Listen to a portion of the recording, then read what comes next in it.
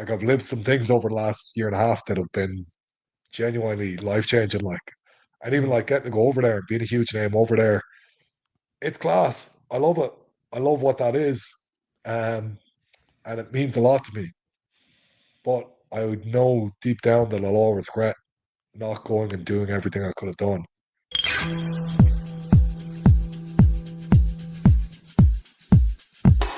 The Energized Show, up the Irish.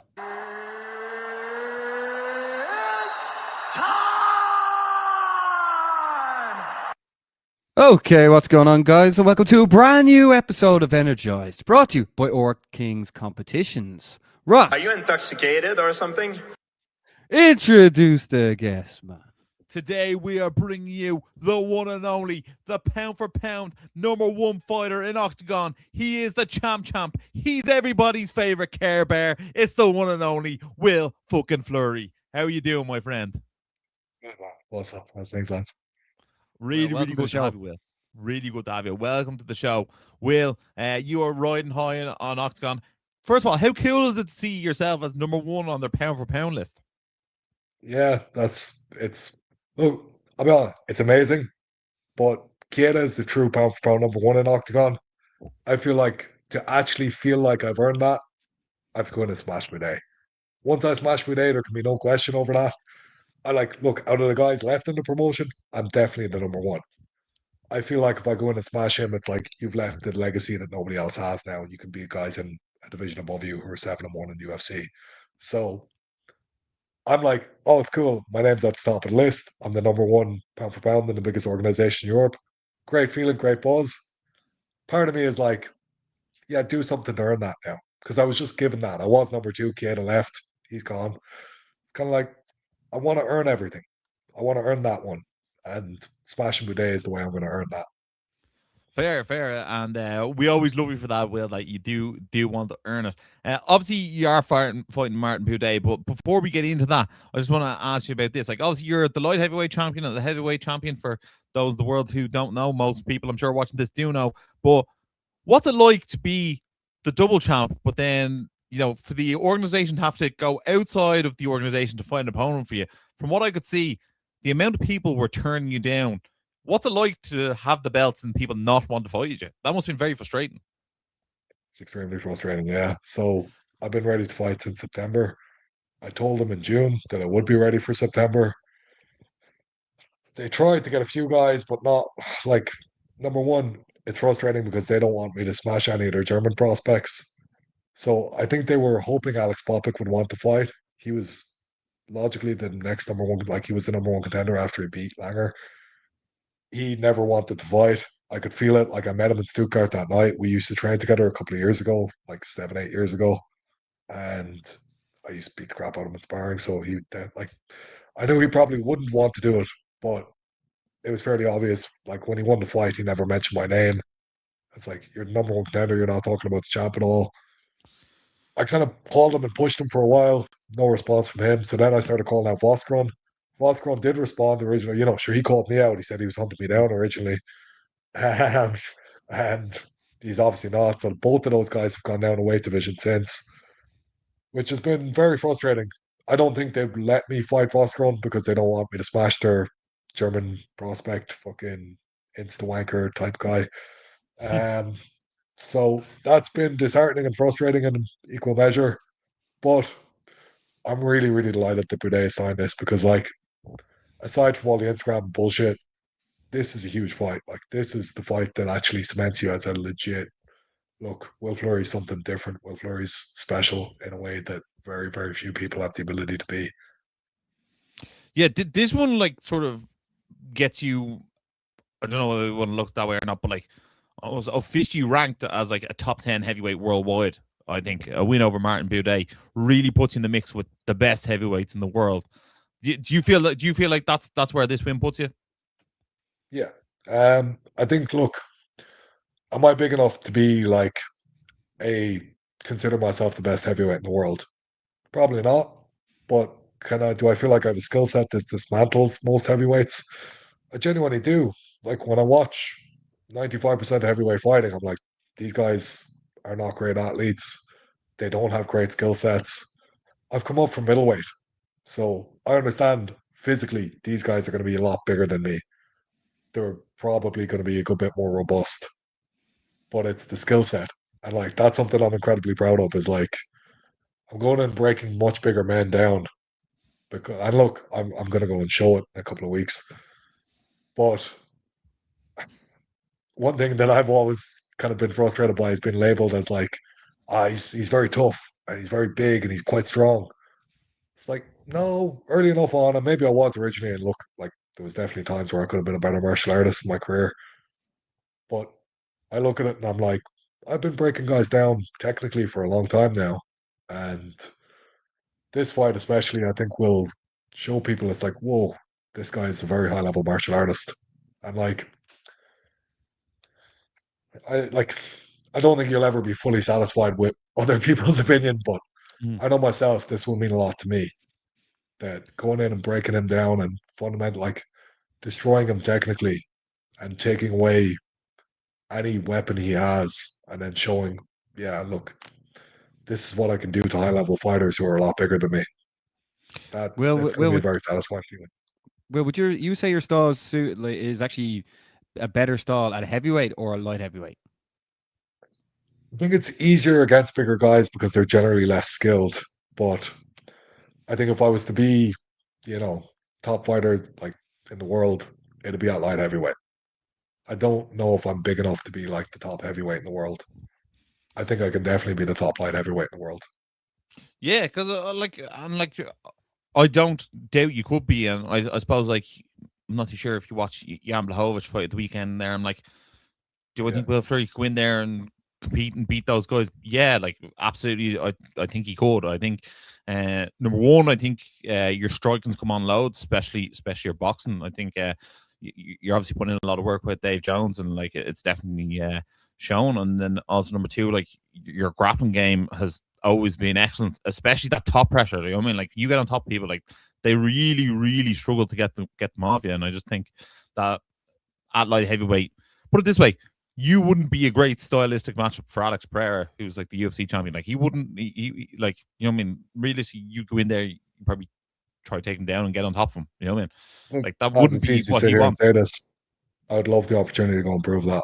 Mm. So to me, this fight is a lot about showing that and earning Mm. that opportunity and to like show like, look, guys, I'm not just some European level guy. I've been world class for a while and put me out there and I can do incredible things. And like, I think I've already shown you put me out there, I can do incredible things. Mm. But it's about making the most of the window I have left because I've put a lot of effort into developing a skill set and now I want to exploit that.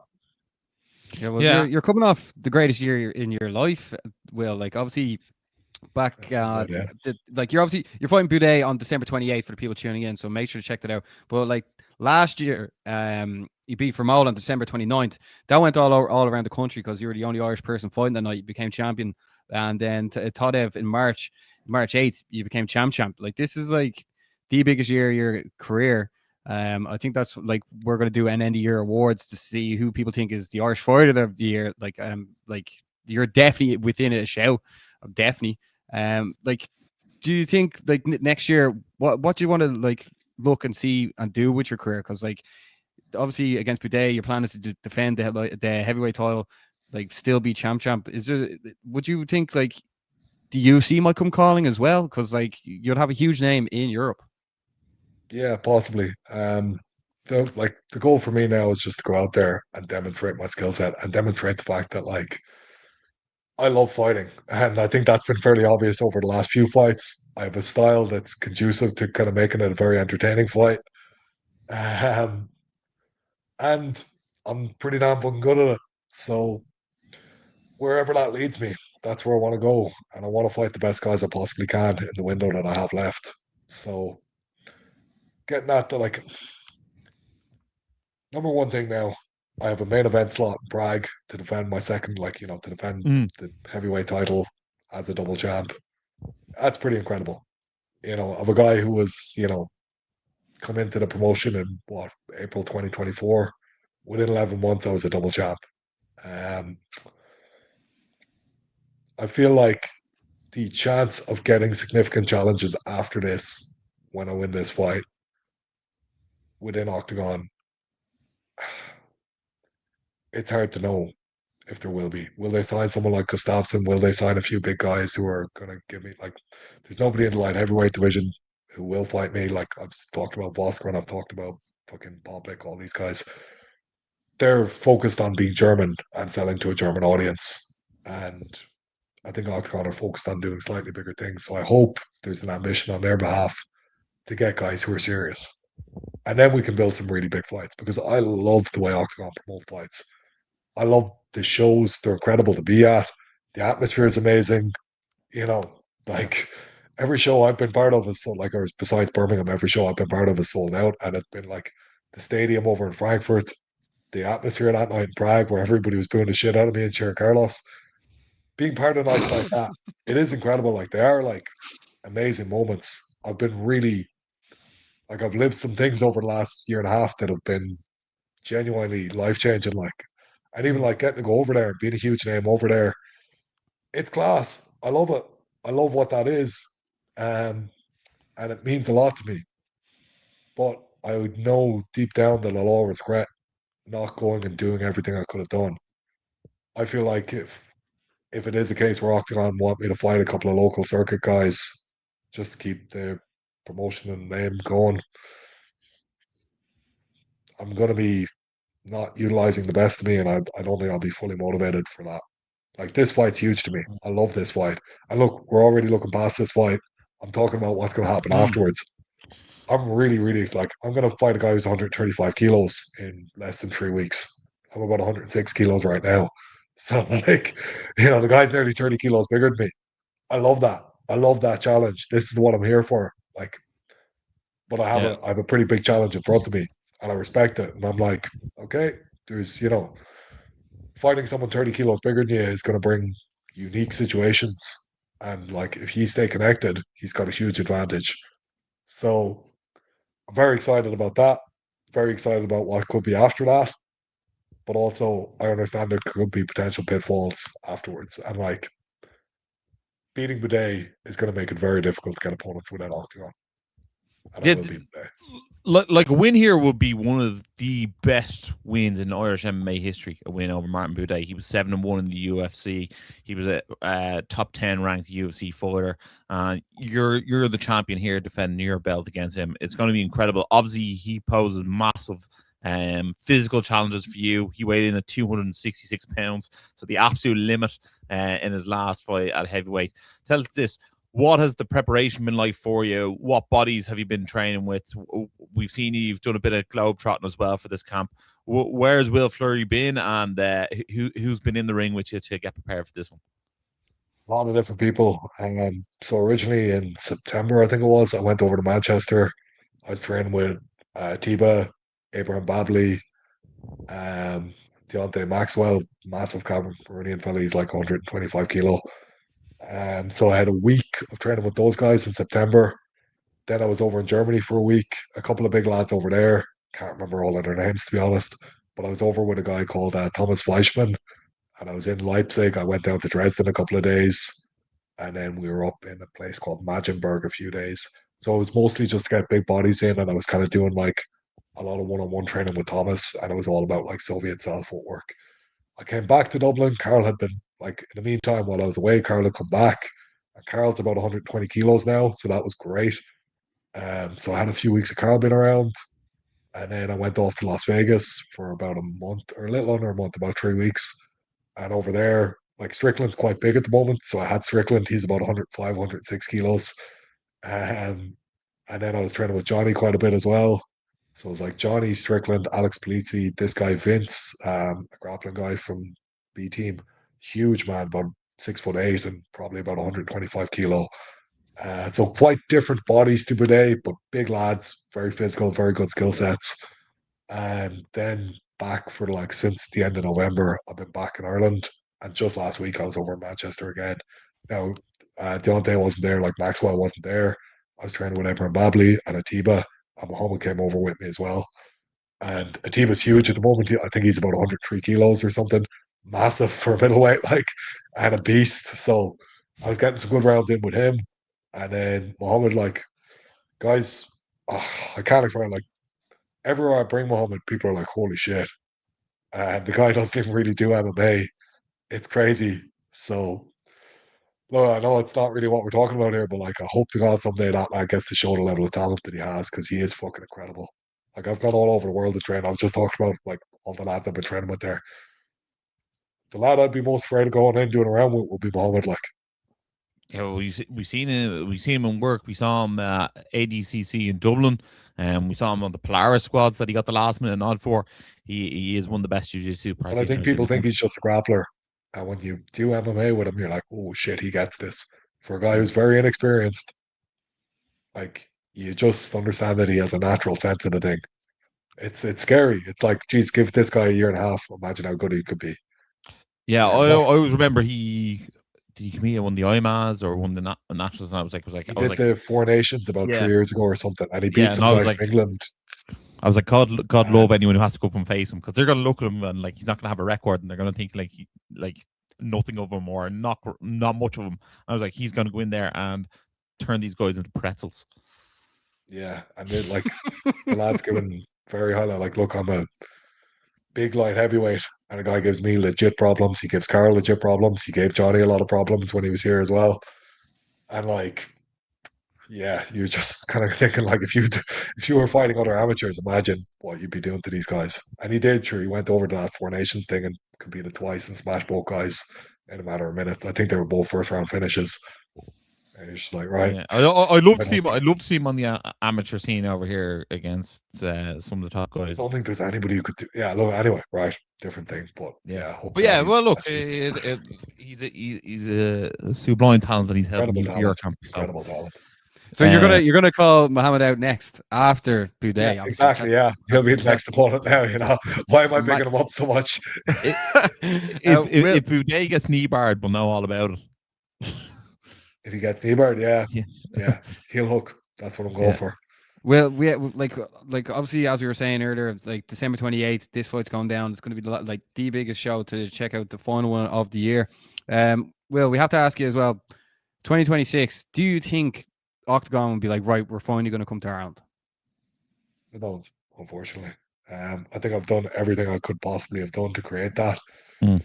In the last few months since I've become double champ, I've had that feeling of, guys, what more could I have done here? I showed up with a broken hand. I knocked a guy out in the stadium. You know, I beat the legend in a very entertaining fight in his home city. I went to the heavyweight, the guy who was competing for the heavyweight title, like who had competed before, was set up to win the heavyweight champ, like belt. Went to his home city, Stuttgart. He's Bulgarian, but he's lived in Stuttgart for 15 years. I beat that guy there. So it's like, could I have done much more to And now get you're this? beating the UFC guy. Sorry. And And now now I'm you're going beating in the with UFC a guy. guy who's 135 kilos and 7-1 in the UFC. I still feel like fundamentally the German audience are too big and too profitable for them to want to go away from. So if they're focusing their energy, it's going to be in Germany. They're just doing a little expansion into Poland now, but it's kind of just inside the border of Germany. I don't know if they're going to be mad to go anywhere else. I think they're trying to expand, but they're probably going to expand kind of in the countries next to them and kind of do it like a wave across Europe. They tried England. England didn't work out for them. To them, England and Ireland are the same thing. I've been trying to convince them of otherwise. The only thing is, like, I look at guys like Paul Hughes there and what he's done and how incredible it was. He beat AJ McKee. In my eyes, he beat Usman the first time around as well. And that still didn't sell out the Odyssey in Belfast. That guy's homecoming. And he's an incredible fighter and he deserves it. So, like, I don't know if an Irish audience will sell out a major venue in MMA now. And they can, like, look, they can easily sell 15,000 tickets with anybody on the card in Germany. So, in a way, I can understand the logic of them doing that. And I don't like the sport isn't in quite as healthy a place as we think it is here. We don't quite have the fan base behind us if we think we do. Like, you go over there, all the major media are involved. Like, me beating Carlos was on their national news the next day. It's huge. Like, when I walk around the streets, shit, like, if I go to Prague, I get recognized everywhere I go. It's mad. Like I can walk around Dublin, no bother, and like no gives a bollocks. And like, look, that like It's the I beard, don't man. It's the really, beard, man. They're afraid of you. yeah. But I just think the sport here isn't quite as big as we'd like it to be, you know. And it's not mainstream here. It's become like it's mainstream in Czech Republic. It's becoming mainstream in Germany, and they're big countries, and they're doing really well there. I don't think they see it as being in their interest to come to Ireland, unfortunately. And Andre's answer to all this sort of stuff is always like, well, once we know we can sell it out, we'll be there. So obviously, they don't think I'm the guy to sell it out. So fair enough. I'll just go over and we'll pass over there. Fair. Well, look, obviously, like you said, you've lived up to your end of the bargain. Give us. I'm going to ask you about one or two fighters. I just want to give you a quick opinion on them. A man who is in Octagon who has had quite a bit of success so far there, Richie Smullen. What do you think his Octagon career will look like now? How many more fights does he have with them? Don't know his whole contract situation, but like I thought if he'd beaten Bushinger, he was in a really good position. Like I think he would have been next for the belt if had he done that. Yeah. It's going to be a slightly longer road now. I think he has the skill set to dismantle any of those lightweight guys. Like lightweight is a more stacked division overall, but at the same time, I genuinely think he matches up well against any of the guys in the top five. I would hope that they'll give him somebody quite good next, and he can go in and demonstrate that. I think just the way that Buki fight went, made him look a lot like Richie's a very unique fighter with a very like grinding kind of a skill set. And he can do that to very high level guys. So he can make very high level guys look very basic. I just think that someone as tough as Buki, once you give them a little crack and you show them that you're a little bit tired, and he went for it and he did it beautifully and it was a great submission to pull off. I hope to God we see Smullen bounce back nice and quick and that they give him a good opponent and he'll just go in and absolutely destroy that guy because he's one of the most determined men I know. Like if it's about wanting it, Richie's top of the pile. He fucking wants it and the guy's got to work great. And look, please God, we see Richie in there smashing the guy soon. And what about more of a controversial figure, Dennis the Menace Frimpong? I look honestly overall, I know Dennis just lost, so both of those lads are just coming off loss. But I think it's been an incredible year for Dennis. You look at where he was 2 years ago. You look where he is now.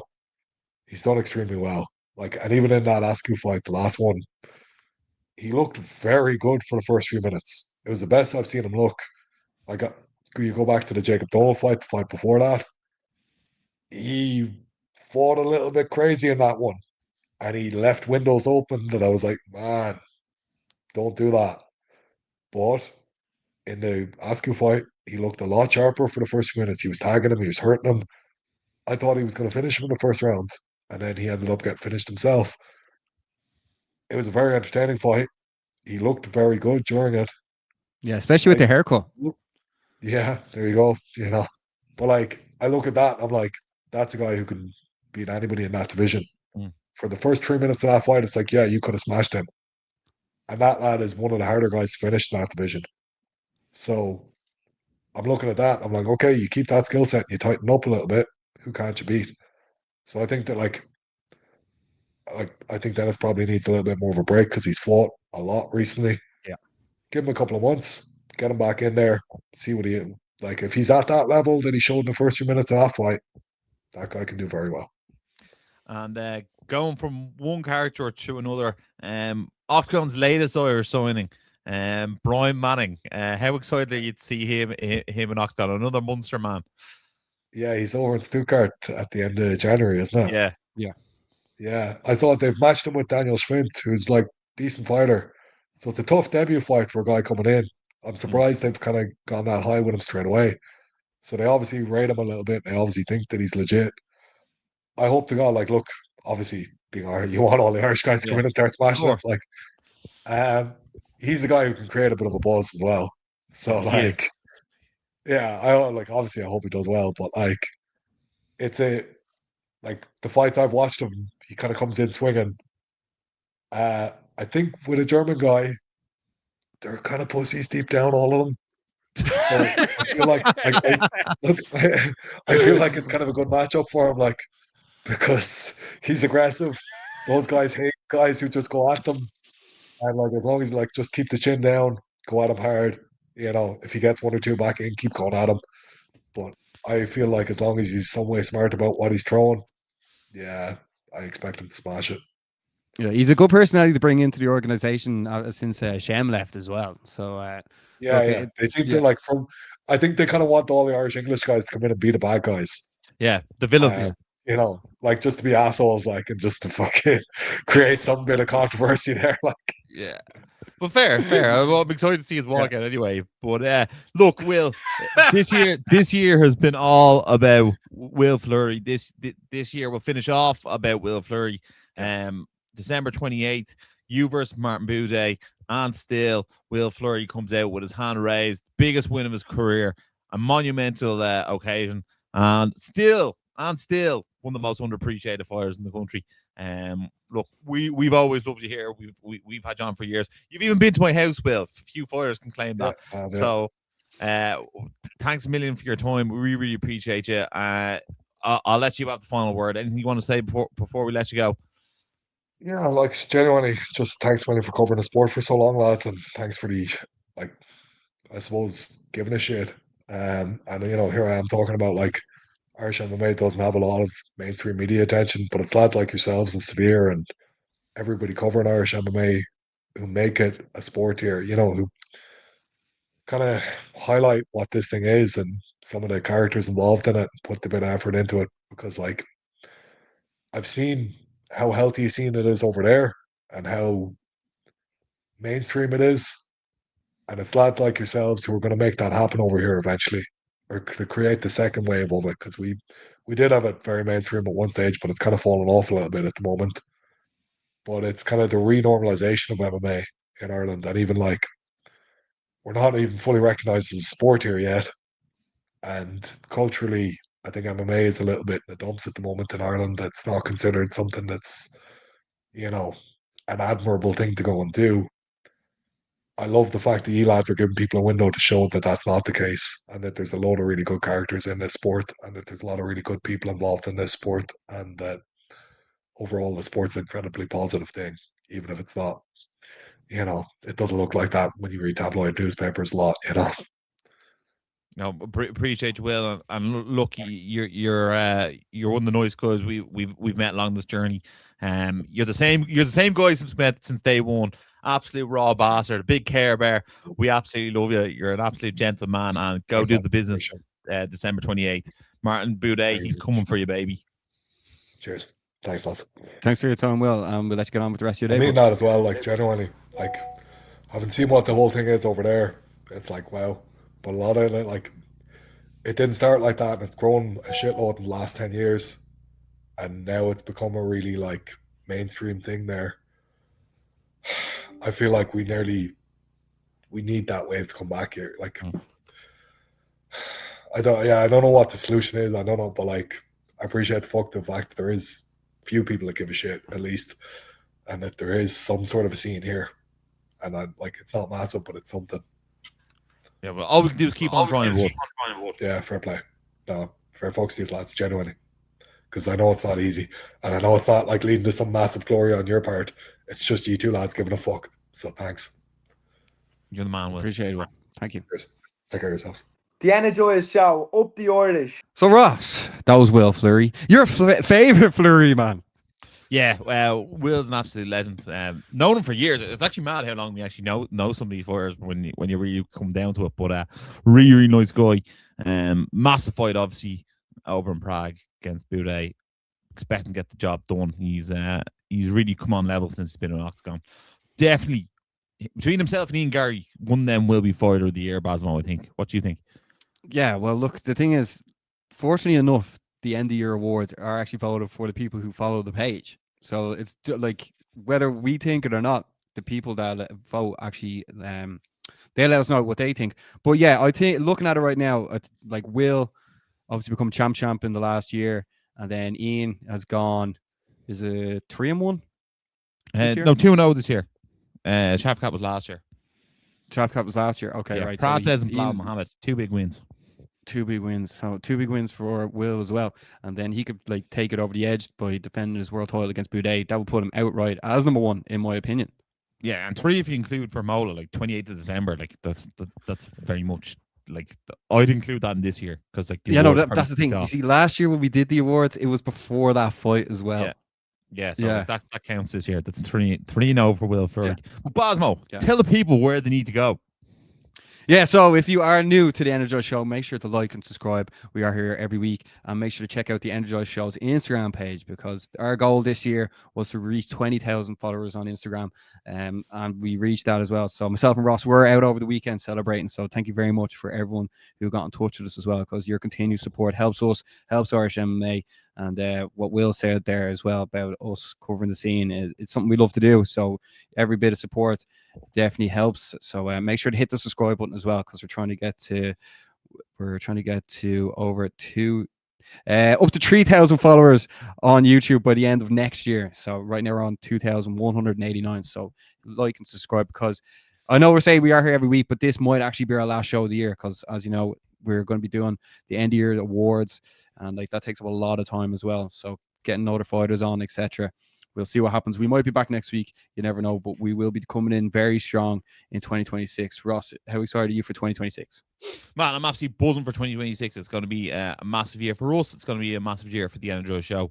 And I think we're probably going to be at a few more events. We're going to be working with more events. And look, we're going to try and make the show bigger and better, as we always do, Basmo. Yeah. Going into the new year, we're going to be reaching out to all the Irish MMA organizations and the combat sports organizations. We're going to ask them, do they want us to get more involved with them? And then we'll see what they say. And then obviously we get to promote the events even better and be there in a working capacity. Because as you know yourselves, when we go covering the fights, Ross will be doing the interviews, I'll be covering the fights, and it takes up a lot of time. And like as we get older, as like more we have less and less time to give our absolute all. For instance, this weekend we said we were out on Saturday night and Elite Fighting Championships was on, and then on Sunday we were covering Gladiator. So this is not an easy thing to do, nor do we look for like, oh, poor me. We're not looking for that at all. Just saying, no. We try our best, but also I think people have certain expectations of us as well. So it is what it is. Like we do care, you know what I mean? And like if we do miss an event from time to time, like don't get mad at us. We're not paid to cover them. So yeah, we're paying for the streams here. Like so that's why every bit of liking and subscribing helps. It's costing us time and money to cover them. So like, we try our best. Exactly. But Ross, as you said there, it's been a great year. So I just want to say thanks to everyone for making sure to like and subscribe and sharing, because we really do appreciate it. And we're going to come even it's going to be even better in 2026, because every year we keep leveling up. I think even the way Ross edited the Jack Core reel there last week, and the new YouTube thumbnails as well. Man, don't tell people I do that, because then people start asking me questions for that, right? Ross did it, but I told him to do it. There you go. but we're just really excited for next year as well, because we feel like we're getting better, and that's the best thing about it. If this is the last show of the year, I just want to say have a very, very merry, energized Christmas from myself and Basmo. Yeah, that's very, very true. Well, you know who's going to have a very merry Christmas, Basmo? Piotr Jan and Joshua Van. They will have very merry Christmas, Basmo. Yeah, Ross, obviously UFC 323 happened over the weekend, and UFC is actually having its final event this weekend, but we have to sort of discuss what happened at UFC 323. Ross, you mentioned Joshua. There's two news, Piotr Jan and Joshua Van. Ross, Piotr Jan defeated Merab Dvalishvili. What do you make of that victory, Ross? And will there be a trilogy? I think there'll have to be a trilogy. I think Piotr Jan looked fantastic against Dvalishvili in this fight. I thought rounds 1 and 2 were a bit closer. Jan landed a massive body kick in round 3, and I felt like he sort of took over the fight there. But as much as I think the scorecards are 49-46 across the board, I think it was a closer fight than 49-46 would lead you to believe. Dvalishvili was definitely in the fight the entire time. Tried to get a guillotine in a few times, but at the end of the day, Jan's boxing and his wrestling was the difference in this. He took down Dashvili a few times, and Marab's nose isn't the straightest as is, but it was definitely a lot crookeder after this fight. And Marab just has a face that's just going to wear a lot of damage if you can hit him a few times. And I think that's where Jan won the fight. He did the most damage, and he got his hand raised. It was sort of cool to see someone take Marab down as well. That was a very different twist to the fight. But look, Jan definitely deserves to get his hand raised. It could be the trilogy next, but I also think, Petr Yan versus Sean O'Malley. If Sean O'Malley can beat Song Yadong at UFC 324, that could be a fight that people are looking to see. Yeah, that very well said. Obviously Jan will want to fight Sean O'Malley again, get that win back. Yeah, exactly. Well, look, you picked in that one. You thought that Marab would win that, and I would have agreed. But look, Petr Yan got the win. And then in the co-main event, I went with Alex Pantoja to defeat Joshua Van. This was obviously a bit of a weird finish, as Pantoja got his arm broken, and Joshua Van is the new. Ross, what you make of the situation there, and where does Joshua Van go next? Because Pantoja is obviously going to be out for at least a year, I'd say. Yeah, I think I'll probably butcher his name, but Teixeira, who beat Moreno via ground pound round 2 early on night, I think that's probably your next 12 fight. Although Brandon Royval, I think, is fighting Manuel Cape in the last fight of the year. Royval and Van had a fight of the year contender. If Royval gets a win, could he get back into title contention? If Manuel Cape gets a big win, could he get into title contention? I think they're going to wait and find out and see what happens with this weekend, see how everyone is. But it's going to be one of those 3 guys next. I don't think Pantoja is going to be back soon enough for the next fight out, to be honest. It looked like a nasty arm break. Yeah, especially at the elbow as well. Just didn't look great. Yeah, it didn't. Hopefully he's back sooner rather than later. Ross, you mentioned that Teixeira defeated Brandon Moreno, and also you want to mention that Henry Cejudo was defeated by Peyton Talbot. Henry Cejudo, the triple champ, he says he's hanging up the gloves now. Ross, the right time? Yeah, I think so. I think Peyton Talbot actually looked fantastic in this fight. He actually took Henry Cejudo down sometimes, landed some lovely combinations. Henry Cejudo, tough as they come. I just don't think he has the capability to become champion again. And you sort of don't want to see someone fight, be the punching bag for the up-and-comers on the way up. And I think he's hanging them up at the right time. But I think there's plenty of opportunity for Henry Cejudo to be a top coach, and plenty of opportunity for him to be a media personality or sort of on your ESPN. He's a good analyst. So Henry Cejudo, the king of cringe, will not be going anywhere anytime soon, I don't think. No, he's definitely going to stay around it. Then, as we mentioned as well, the UFC's final show of the year is happening this Saturday as Brandon Royval faces Manuel Cape in the main event. Also, keep an eye out for Morgan Charrier is fighting on the card. And give me a look here. Yeah, not the world's greatest card, Ross, but that's what happens, man. That is what happens. UFC overall, the last year, what would you give the UFC as a rating out of 10? Probably 6.5 out of 10.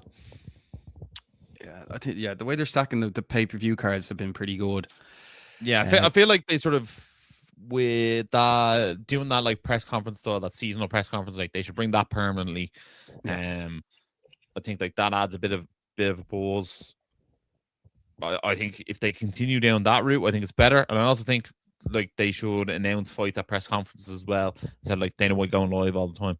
I just think it adds a bit more to it. So I'd like to see them do that more. Dana White has signed a new deal with the UFC. He will be there for another 5 years as well. So hopefully he'll be reinvigorated. I think that's the thing. Because they're sort of these massive fights are just sort of spat out. That it's not oh my god, Yeah, but I feel like PFL haven't risen to the challenge this year.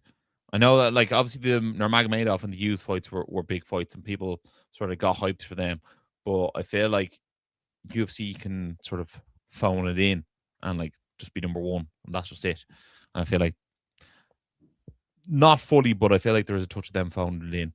And that they can just put out whatever, and the fans just have to accept that that's what they're getting, I know, yeah. Well, that's the pity about it. But like PFL are actually having their final event of the year this Saturday, the 13th, as well. In the main event, it's Nemkov against Ferreira. Chris Cyborg's taking on Sarah Collins, and also for people who support Next Gen, Liam Gittins is making his PFL debut against Taylor Lapidus, who previously defeated Caelan Lochran. No Irishman on the card. No. Disappointing. Yeah. But that's Saturday night. We also mentioned the UFC is on this Saturday. Before we wrap things up, we just have to discuss some of the Irish MMA that went down over the weekend. We'll start off on Saturday night. We were looking at Elite Fighting Championship 6 that went down in Cork, as in the main event, MMA Cork's Jody McCarthy got the victory. Ross, what do you think MMA Cork have in their hands and Elite FC have in their hands as Jody McCarthy being the main event of their, not only this show, but potentially more shows? Yeah, I think she's the next biggest superstar after Brian Manning. I think she's the one to hold the mantle for main event. Main event McCarthy, we can start calling her. I've just coined that phrase. I'm sure she'll love that. So look, she's won the belt there. She's obviously an elite striker, so she's going to be a talent that people are going to want to see. So let's see more of her, and let's continue to get opponents out there for her. Obviously, Sean McGrath was supposed to fight Louise Brady. Sean McGrath had to pull out of that one. I don't know what the weight difference is there, but maybe can McCarthy go up and become a double champ? Maybe can she be the bantamweight champ and the flyweight champ? Who knows? But that's something I will be interested in. Also, shout out to Niraj Philly, who won the super featherweight title. He's out of MMA Cork. And then to Jordan White out of Houlihan Martial Arts, who went and won the bantamweight title. And from what I saw, there was a really big finish from Reno Flaherty at the event. And also shout out to Ryan Houlihan and Oliver Bala. They put on what I thought was fight of the night. They actually fought to a draw, which is obviously a rare occurrence in MMA. So fair play to the lads there. No, fair play to the lads. Also, I want to give a shout out to Evolution Muay Thai that had their event on in Artane on Saturday night as well. And then, Ross, we have to move it to Sunday, as Gladiator had their second event of existence. And in the main event, Jack Hoare got the victory. And he's now gone 4-0. We put the reel out on our Energized Show's Instagram page if you haven't seen the fight. Ross, Jack Hoare, 4-0 now. Where would you like to see him go in 2026? I know he was sort of saying that he probably have one more fight before Cage Warriors. I think he's ready for Cage Warriors in February. I think let the ZKJ man fight on Cage Warriors 200. He's 4-0 now. Give him a chance to go 5-0. He is he looks like one of the top prospects in the country. He looks very, very sharp in there. He puts it together very, very effortlessly. And yeah, I think he's definitely one to watch. Then Ross, you up the cores. Your favorite core, man. My favorite core. Danny did not like that one, but there we go. No, that didn't go down well. Ross, then in the co-main event, Alex Fagan was defeated by Marco Boychuk. Marco's now gone 3-0, and this is Alex's debut as a pro. Ross, what you make of that fight, and where the boatmen go next? Yeah, look, I think it's back to the drawing board for Alex Fagan. He won't be happy with that performance that he put on. I think we've both seen him in some unbelievable fights. We saw him with some big wins up at Akuma Fighting Championship, so we'll love to see him back. But Marco Boychuk, he looks like a man to watch out for. He looks big and strong at lightweight. He looks like he's a force to be reckoned with. And I actually think like somewhere like Octagon would be a great place for him to fight. So I think they should definitely be looking at him. So hopefully the Morris martial arts man, when they will get onto him, you know, because he looks like a top talent there. Exactly, yeah. Like that was a big pro fight to pro debut fight to take for Alex, but Marco got the victory. Ross, what other fights on this card really impressed you? Yeah, Senan Coakley won the super middleweight title. Ethan Lewis went and picked up the bantamweight title, so they're just the champions there. But I was actually really impressed with Rian Dunleavy, who got a win over Jason Shreen. Put on really good grappling masterclass, some might say. Probably my fight of the night. There was two of them. It was the Lewis versus Owen Garrell. Owen Garrell, like, if he got the belt that night, no one would have blinked an eyelid. That was actually, one judge gave the fight 30-27 to Lewis, and another judge gave the fight 37 or 27 to Garrell, and then the other judge gave it 29-28 Lewis. So, and like, all three rounds were razor close. But I thought Ben Houston versus Shay Donnelly was an absolute scrap in there. And then there was sort of two finishes of the night. Bradley Royce had an unbelievable finish out of Next Gen. And then Ben Harding had an unbelievable finish as well. The only thing is, I feel like Ben Harding is too advanced for novice fighting. He should be fighting an amateur. Just like, he's been training martial arts, I'd say, for probably 10 years now at this stage. I feel like he was like the kid to watch out for when we started covering the sport. And he's still apparently the kid. So yeah, that is definitely one to look out for. And I think Joshua Hogsett as well is someone who I was like, all right, he's quite impressive as well. So I'd like to see him step up from novice to amateur as well. So yeah, great night of fights. Fair play to Gladiator, Danny Kerr and the lads. Aaron Wallace and Stephen Moore doing great jobs as ref. Aaron Butler and Phil Campbell on commentary. You know, we had NC Shooter and Amy Scully Amy Kelly on photography. You know what I mean? Great show, great night. No, that's no. Look, in fairness, like, whether people like it or not, like, the way the page keeps everyone up to date on stuff, like, when people do a good job, we always say it. So look, and they deserve their powers as well. They really do. Sorry, UFC is Aaron Wallace, I should say. UFC is Aaron Wallace, exactly. Then we also want to give a massive shout out to Crank Invitational that happened on Sunday as well, and they will have many more shows in 2026.